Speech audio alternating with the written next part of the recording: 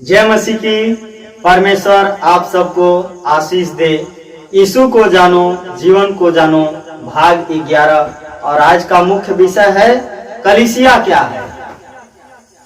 तो हम आज कलीसिया के बारे में बातचीत करेंगे। कलीसिया के बारे में हम जानेंगे। परमेश्वर का राज्य क्या है, हम तो इस बात को हम जान चुके हैं। उसी प्रकार हम जिस पृथ्वी पर रहते हैं वह शैतान जैसे राज्यकर्ता के अधीन है।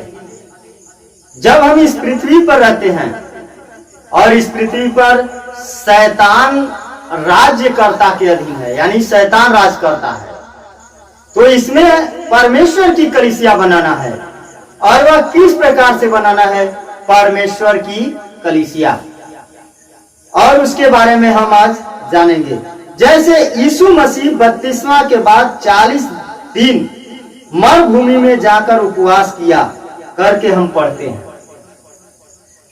बाइबिल में हम पढ़ते हैं, क्या पढ़ते हैं कि यीशु मसीह बपतिस्मा लिया और बपतिस्मा लेने के बाद मरुभूमि में जाकर 40 दिन वह उपवास किया है। कलीसिया बनाने के लिए यीशु मसीह 40 दिन उपवास किया।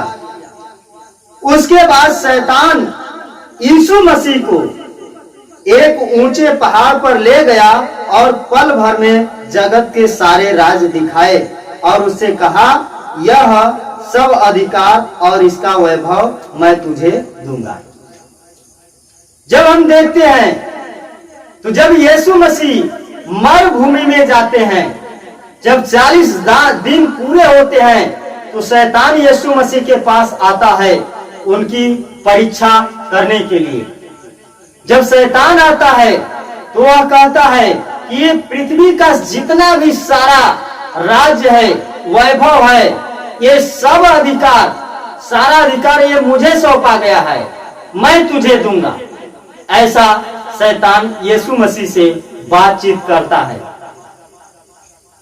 क्योंकि वह मुझे सौंपा गया है और जिसे चाहता हूं उसी को दे देता हूं।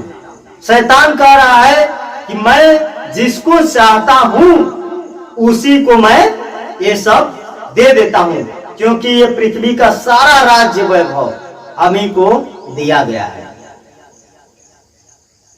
मत्ती का किताब 4 अध्याय 8 और लूका का किताब 4 अध्याय 4 से 6 पद। इस भाग में हम यह पाते हैं, शैतान यीशु मसीह से कहता है कि इस पृथ्वी का सारा अधिकार मुझे दिया गया है।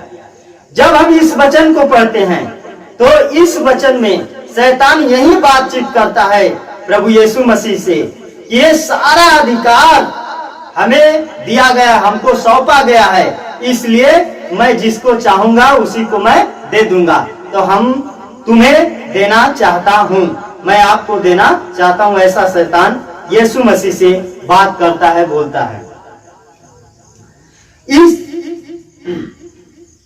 और सारा संसार उस दुष्ट के हाथ में पड़ा है।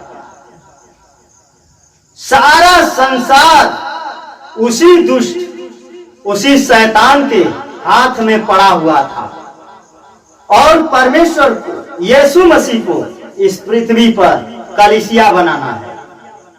समस्या बड़ा गंभीर है, लेकिन प्रभु यीशु मसीह किस प्रकार से इस पृथ्वी पर कलीसिया बनाते हैं, इसके बारे में हम देखेंगे। समस्या तो बड़ा गंभीर है। शैतान तो अदम के वाटिका में भी आया था, लेकिन वहां पर आदम और हव्वा असफल रहे। अब यीशु मसीह के पास वही शैतान आकर के इस प्रकार से बात करता है। इतना ही नहीं, प्रकाशित वाक्य पुस्तक में पीरगमुन की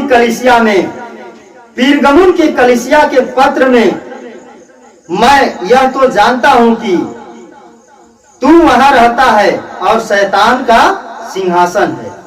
तू जहां रहता है वहां शैतान का सिंहासन है।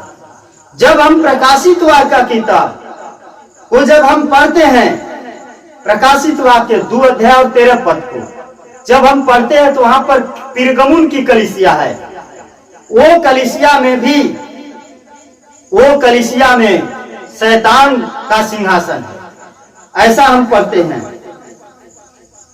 लिखा है। संक्षिप्त में ये संसार शैतान के अधीन में है।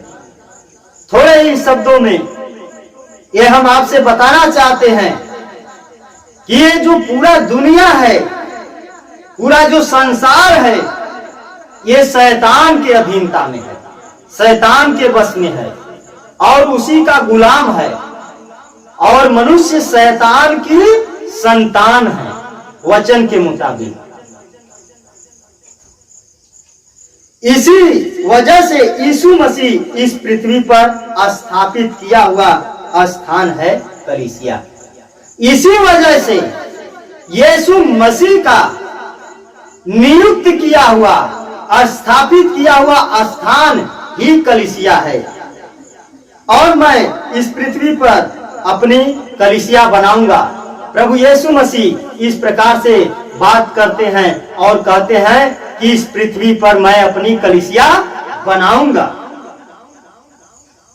इन दिनों में पाए जाने वाले शैतान के राज्य में परमेश्वर के राज्य का शासकीय स्थान है कलीसिया।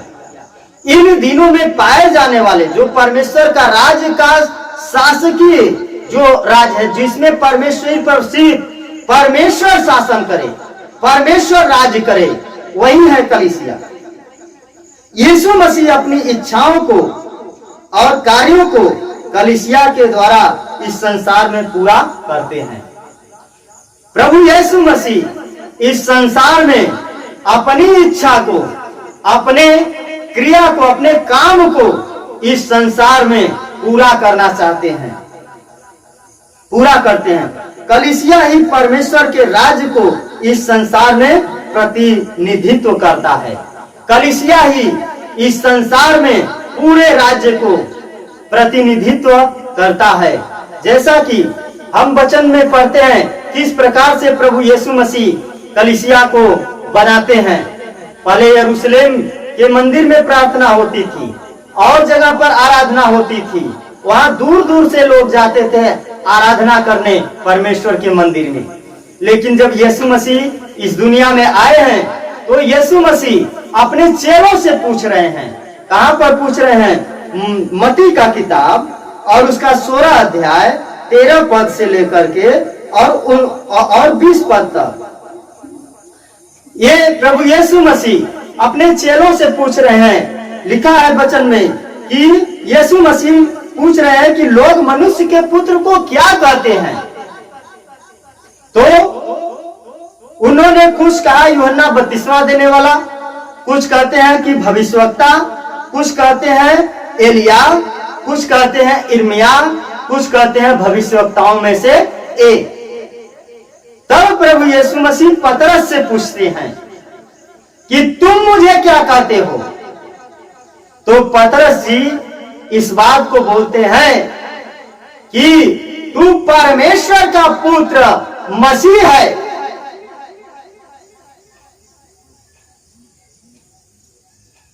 तू जीवते परमेश्वर का पुत्र मसीह है।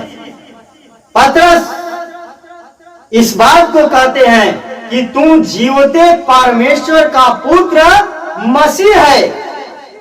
तब यीशु मसीह उस पतरस को कहते हैं, पतरस जी को बोलते हैं, कहते हैं कि हे शमौन योना के पुत्र तू धन्य है।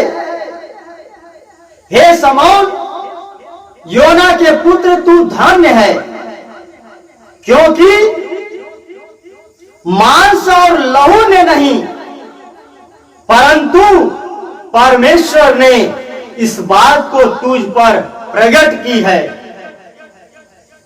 और मैं तुझसे सच सच कहता हूं कि इस पत्थर पर मैं अपनी कलीसिया बनाऊंगा और अधोलोक के फाटक इस पर प्रबल ना होंगे। क्या है कलीसिया? इस वचन के मुताबिक जब हम पढ़ते हैं, जब हम देखते हैं क्या है कलीसिया, जो क्या जो चार दीवार से खड़ा हुआ जो मकान है वही कलीसिया है। प्रभु यीशु मसीह यहाँ पर कहते हैं, हे शमौन योना के पुत्र, तू धन है, क्योंकि लौह और मांस ने ये बात तुझ पर प्रकट नहीं किया है, परंतु परमेश्वर ने ये बात तुझ पर प्रकट किया है। और इस पत्थर पर, इस चट्टान पर मैं अपनी कलीसिया बनाऊंगा और अधोलोक के फाटक इस पर प्रबल ना होंगे। प्यारे दोस्तों, क्या है कलीसिया? वही सब, वही वचन ही कलीसिया है। और उसी शब्द, उसी वचन के मुताबिक प्रभु यीशु मसीह इस दुनिया में कलीसिया को खड़ा किया है, कलीसिया को नियुक्त किया है। तो आज हम कलीसिया क्या है, कलीसिया के बारे में आज हम विचार किए हैं। तो परमेश्वर इस वचन पर आशीष दे। जय मसीह की। आमीन।